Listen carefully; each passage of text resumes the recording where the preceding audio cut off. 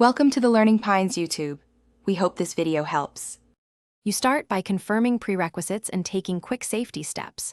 Check settings system about to note your Windows build because some fixes depend on it. Once done, save all work and create a restore point so you can roll back changes if needed. Next, open Task Manager and restart Windows Explorer. This often resolves frozen or missing taskbar icons immediately. If the taskbar is still unresponsive, make sure to proceed to deeper fixes. Don't skip the restore point. Now you move into deeper repairs that fix corrupted system components and settings. Run an elevated PowerShell or command prompt and execute sfc/scano to repair system files. If issues persist, run dism restore health, then repeat sfc. Once that completes, reset taskbar behaviors in Settings Personalization taskbar, toggle auto hide and icon visibility to refresh configuration.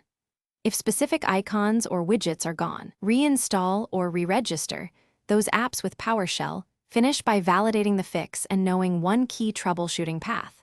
Reboot the PC and check the taskbar. If problems remain, create a new local user or boot into safe mode to determine whether the issue is profile specific. Once done, open Event Viewer to capture any taskbar or Explorer error codes. Note them for targeted searches or support. If nothing else helps, restore to the restore point you made, or use Reset This PC and choose Keep My Files as a final, safe recovery option. Thanks for watching. Consider subscribing if we helped you.